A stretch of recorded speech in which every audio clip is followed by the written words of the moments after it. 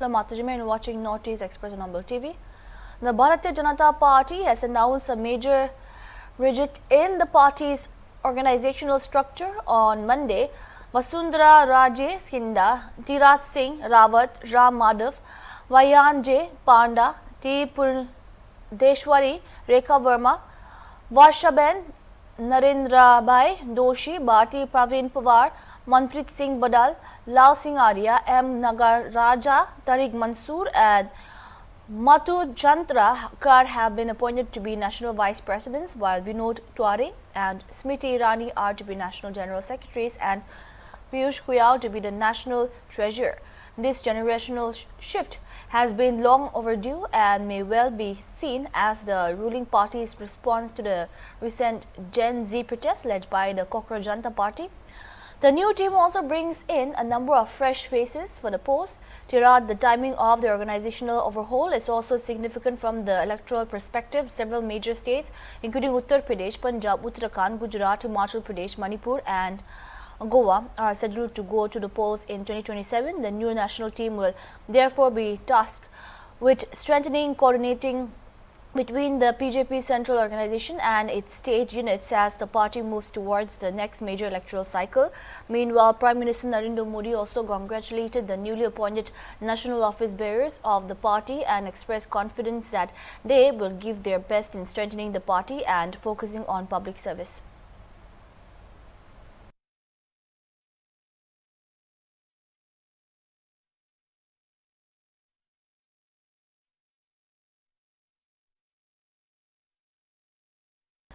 The Students' Federation of India SFI Assam State Committee organized a democratic and peaceful protest at the Directorate of Higher Education Office in Kalipara, Guwahati on Monday, demanding an unconditional 100% fee waiver for students. SFI highlighted the growing financial burden on students and reaffirmed that education is a fundamental right, not a privilege. The organization demanded accessible and affordable higher education and urged the authorities to ensure that no student is deprived of education due to financial constraints. Addressing the protest, Utpola Das, Joint Secretary of SFI Assam State Committee, said that the organization's main demand was to restoration of an unconditional free waiver scheme. Das said student families should not be denied free waiver benefits because of attendance or academic backlogs. He also criticized the DHE's reported decision to provide a 50% fee concession, arguing that students who previously received full fee waiver would now have to bear part of the cost. Das said the student movements had already merged in colleges from Sadia to Dhubri and warned that the protest would be expanded across Assam if the government did not reconsider its decision. हम लोग का protest का main demand है अभी असम में जो फी waiver scheme चल रहा है अभी इसको कंडीशनल कर दिया है इस गवर्नमेंट ने जिन बच्चों का 70% के नीचे अटेंडेंस है या फिर जिन बच्चों का बैकलॉग आया है उन लोगों को ये फी वेवर स्कीम नहीं मिलेगा। अभी एक नोटिस निकला था DHE से। हम लोग का डिमांड है कि अगर बच्चों का 70% के नीचे अटेंडेंस आ गया या फिर बैकलॉग आ गया तो उनके परिवारों का अचानक से पैसा नहीं आ जाएगा या फिर अचानक से वो लोग बहुत रिच नहीं बन जाते हैं। इसीलिए हम SFI डिमांड कर रहे हैं, SFI हम डिमांड कर रहे हैं कि हर एक बच्चे को जो एलिजिबल है हर एक बच्चे को अनकंडीशनल ये फी वेवर स्कीम मिलना चाहिए। और ये एजुकेशन को वो लोग जो कोमोडिटी बना रहे हैं ना, कोमोडिफिकेशन कर रहे हैं, हम इसका विरोध करते हैं। अभी कुछ दिन पहले ये हमें पता है कि एकदम सदिया से लेकर धुबरी तक हर एक कॉलेज में ये इसका आंदोलन चल रहा है। फिर DHE से एक नया नोटिफिकेशन निकला कि 50% वो लोग डिस्काउंट दे रहे हैं। 50% मतलब जो बच्चे फी वेवर स्कीम के अंदर पहले उन लोगों को कुछ भी पैसा नहीं देना पड़ता था, अभी वो लोग 50% उन लोगों को देना पड़ेगा। हम बोल रहे हैं कि ये कोई दिवाली या फिर पूजा का एकदम ऑफर नहीं है कि 50% वो लोग डिस्काउंट दे रहे हैं और बाकी का 50% वो पैसा भर रहे हैं। कुछ वैसा फेस्टिवल का डिस्काउंट नहीं है, फिर फ्लैश सेल नहीं है। हम मांग कर रहे हैं कि शिक्षा हर एक इंसान का, हर एक व्यक्ति का फंडामेंटल राइट है, ये हर एक व्यक्ति को मिलना चाहिए और इसके तहत आज हम ये आंदोलन कर रहे हैं। अभी हम लोगों ने ये शुरू किया है गुवाहाटी में और ये असम के हर एक कोने में जाएगा, हर एक कोने में होगा। अगर वो लोग ये हमारा एजुकेशन मिनिस्टर जो है रनस पेगू रोनच बेगू ने अगर कुछ ऐसा डिसीजन नहीं लिया कि 100% फी वेवर वो लोग लागू करेंगे फिर से, अगर उन्होंने ऐसा डिसीजन नहीं लिया तो असम के हर एक कोने में हम लोग का आंदोलन चलेगा और इससे जोरदार चलेगा। The campaign for just and fair delimitation was reported to have intensified protests across Manipur, demanding that the National Register of Citizens (NRC) be updated before the census. Torch rallies and marches were held in several areas. Protesters were reported to have called for the census to be deferred until the NRC was updated and internally displaced persons were resettled. The JFD was reported to have stated that the census should be conducted only after illegal immigrants were identified, with 1951 proposed as the base cut-off year. The organization reportedly argued that conducting the census without separating illegal immigrants could affect the state's population figures and future delimitation. In the latest protests, police reportedly used tear gas to disperse protests and 5 people were injured. JFG Assistant Secretary Organization Naurem Wangampa was reported to have said that the organization had submitted a memorandum to the Union Home Minister on December 15, 2025 seeking postponement of the census until illegal immigrants were identified and the conflict in Manipur was resolved.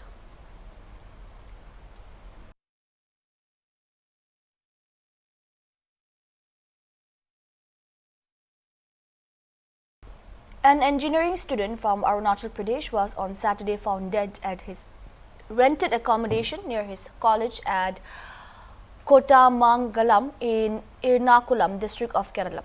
The deceased student was identified as Michi Marpu, 20, hailing from Papumpare district in Arunachal Pradesh. He was a 5th semester B Tech student at Mar Atan CS College of Engineering and Autonomous Institute at Kotamangalam. The death triggered protests by students on Sunday who pinned the blame on the college's harsh credit score system. Higher Education Minister Roji M. John has asked the college to discontinue the year-back system, which requires a student to repeat an academic year, while directing the college to conduct a probe into the matter. No, we have spoken to the college authorities and they have agreed to withdraw the year-back system that they had introduced earlier, and they have also agreed to follow the system that the KTU will be following. So whatever system they follow will be mostly in alliance in accordance with the KTU system. So now the post-mortem procedure is going on, and they will embalm the body also. And once the procedure, everything is over, we have made all the necessary arrangements to take the body back home.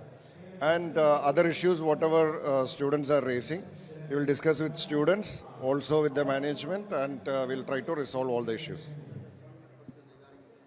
I already mentioned about it. We don't agree to any such actions from any vice chancellors, because vice chancellors are supposed to maintain the dignity of their position, and they should refrain from participating in political programs. That is our established position, and we will not, we don't agree to such actions from any vice chancellor. This was started during previous government, and the same vice chancellor was appointed,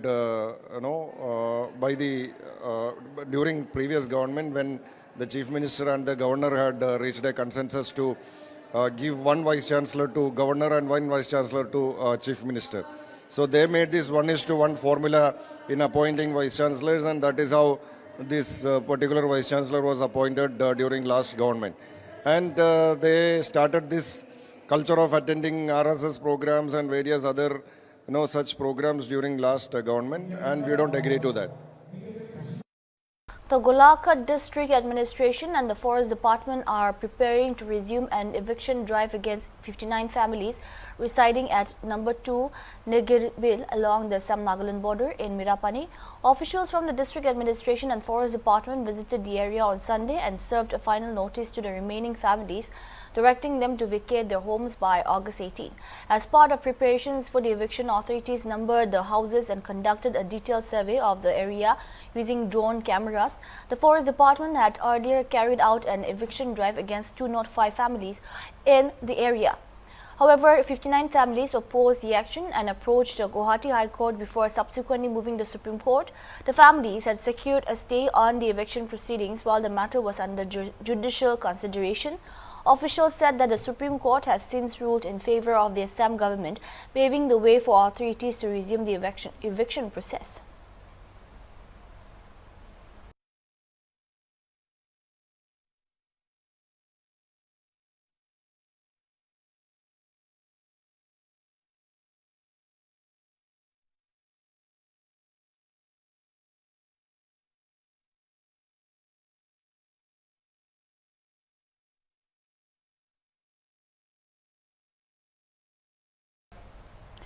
Assam Chief Minister Himanta Biswa Sarma on Monday announced strict action against government officials who remarry without legally divorcing their first wife. Sarma said the practice has continued despite government rules prohibiting officials from entering into another marriage while their first marriage is legally intact.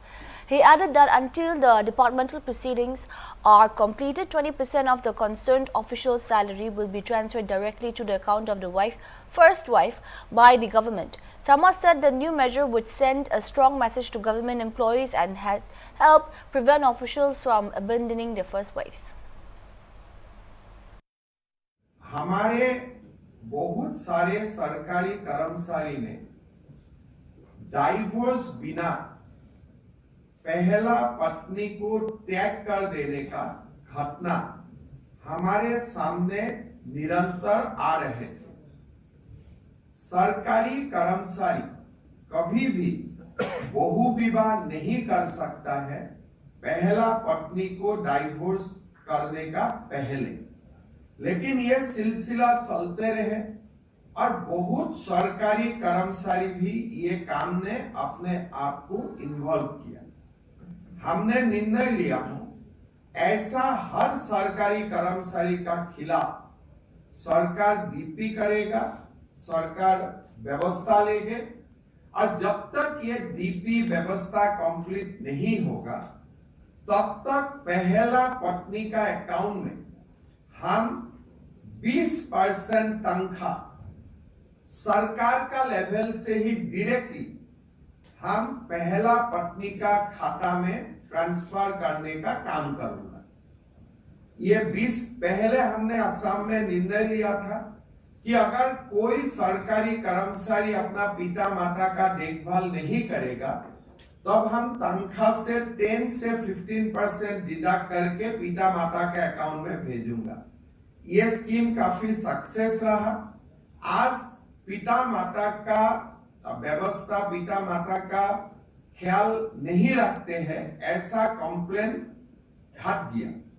मेरा लगता है अभी जो 20% salary हम transfer करूंगा पहला पत्नी का नाम में और साथ साथ डिपार्टमेंटल प्रोसीडिंग भी शुरू होगा, मेरा लगता है कि असम का सरकारी कर्मचारी में बहु विवाह बंद होगा। पहला पत्नी को छोड़ देने का जो एक घृणनीय काम करते हैं इस काम का भी समाप्त होगा।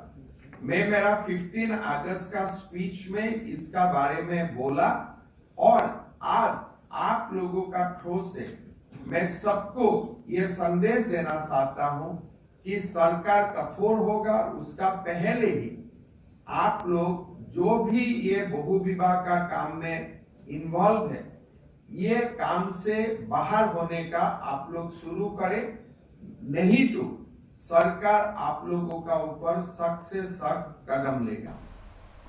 After nearly 8 years of service in wildlife protection and anti-poaching operations, K9 Leon, a Belgian Malinois trained in scent tracking, retired from active duty on August 15, 2026.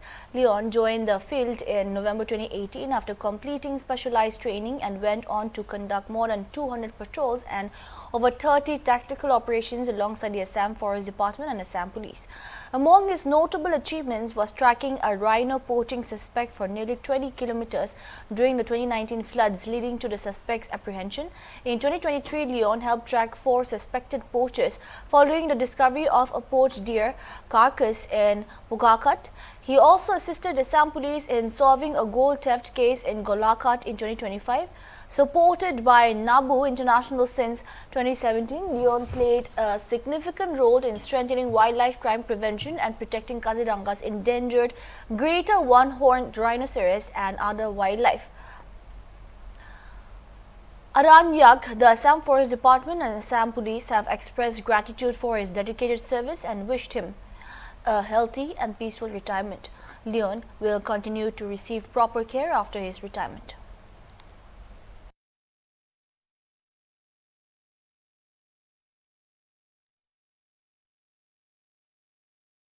Supreme Court is scheduled to hear on today, August 17, the bail plea of Syamkanu Mahanta, one of the key accused in the case related to the death of Assamese singer Zubeen in Singapore last year. Mahanta has challenged the May 29 order of the Guwahati High Court which rejected his bail application. The Supreme Court had earlier issued notice to the Assam government on Mahanta's plea and sought its response. Mahanta, who organized the Northeast India Festival in Singapore, was arrested in October 2025 and is among 7 accused in the case. A fast-track court in Assam has framed murder charges against 4 accused including Mahanta, while the remaining 3 have been charged with other offences. All the accused have pleaded not guilty. Their trial commenced with the recording of witness evidence in June 8. The Guwahati High Court rejected Mahanta's bail plea after hearing arguments from both the prosecution and the defence. The prosecution had opposed his release while Mahanta's counsel sought bail. The High Court's order came after charges were framed and the trial proceedings had begun.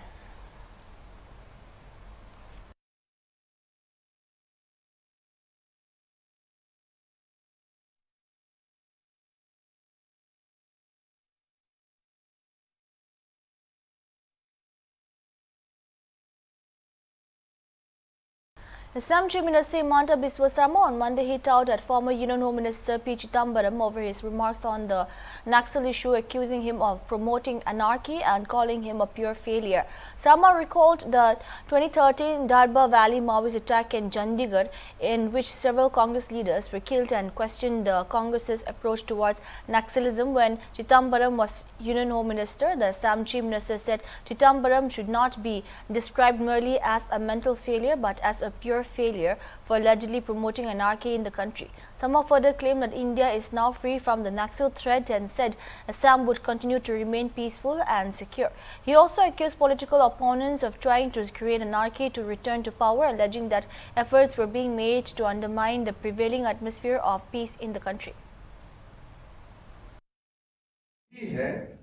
Chidambaram देश का गृह मंत्री थे। उस समय आपको याद होगा वीसी शुक्ला सहित कांग्रेस का बड़े बड़े नेताओं को छत्तीसगढ़ में बम से उड़ाया गया, लेकिन फिर भी कांग्रेस ने नक्सल को खत्म करने का कोई व्यवस्था नहीं लिया। तो मैं तो आह्वान करता हूं, जब चिदम्बरम ने खुद बोला मैं दिमागी नक्सल हूं, तो उसमें इंक्वायरी भी साथ में होना चाहिए कि चिदम्बरम क्या जानबूझ के नक्सल का खिलाफ व्यवस्था नहीं ले रहा था अब जब वो होम मिनिस्टर थे। मेरा लगता है चिदम्बरम दिमागी नक्सल नहीं है, उससे भी ऊपर वाला नक्सल है, वो खुद ही नक्सल है। देश में एनआरकी लाने वाला वो भी एक पूरा प्योर नक्सल है, दिमागी नक्सल उसमें नहीं ये अप्लाई होगा, वो प्योर नक्सल कैटेगरी में आएगा। देखिए मैं इतना ही बोल सकता हूं, हमारा देश में नक्सल मुक्त होगा कभी, किसी ने तो कल्पना भी नहीं किए थे। आज हमारा देश में नक्सल मुक्त हुए, हमारा स्टेट में कभी बोडोलैंड पीसफुल होगा, हम कब ये सोचे थे? हमारा असम में कभी 15 अगस्त 26 जनवरी बिना बम का होगा, ये कौन सोचे थे? तो मोदी जी और अमित शाह जी का नेतृत्व में पूरा देश में Protests erupted at several places in Imphal and other valley districts on Monday, which students marked market bodies and civil society groups opposing the ongoing preparations for the census exercise and threatening to boycott the process. The agitation was most visible at Chidambaram, the state's largest commercial hub, which remained closed after the three women's market held public meetings and subsequently shut down their respective markets in support of the protest. Tensions also surfaced at the DM University campus, where students reportedly engaged in scuffles with police were attempting to stop census-related training being conducted at the DM College of Teacher Education and Hindi Teacher Training College. 2 persons sustained injuries during the alleged police lathi charge at the DM University campus. According to information provided by the JDF member, the injured were identified as Dr. Tombi, 20, student of GP College, who sustained a hand injury, and Karibam Reshma, 30, associated with the JFT student wing and student of Regional College, who sustained a head injury. Both injured persons have been admitted to Raj Medicity Hospital for treatment.